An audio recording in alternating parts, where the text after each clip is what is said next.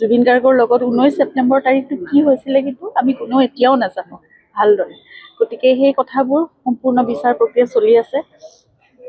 সেইবোৰ একদম খুব পানী নসৰকাকৈ বিচাৰটো হওক, খুব স্পষ্ট হওক, সকলো কথা ওলাই পৰক, সকলো কথা ফাদিল হওক, দোষীয়ে শাস্তি পাওক আৰু বিচাৰ প্ৰক্ৰিয়াটো একেবাৰে মানে যিমান চাফাকৈ হ'ব পাৰে তেনেকৈ হওক। কোনোৱে যাতে এতিয়াও জামিন পোৱাৰ কথা এইবোৰ এতিয়া তেওঁলোকে এইবোৰ যিখিনি অভিযুক্ত আছে সেইখিনিয়ে এতিয়া বেইল পিটিশ্যন দিছে, ডিschargeৰ পিটিশ্যন দিছে, কিবা কিবি কোৰ্টত চলি আছে।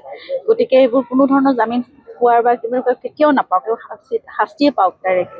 আৰু যিমান কঠোৰতকৈ কঠোৰতম শাস্তি হ'ব পাৰে সেয়াই আমি জুবিন গাৰ্গৰ কাৰণে কৰিব পৰা কথা আছে। জুবিন গাৰ্গ আমাৰ স্বাভিমান, সকলোৰে আৱেগ।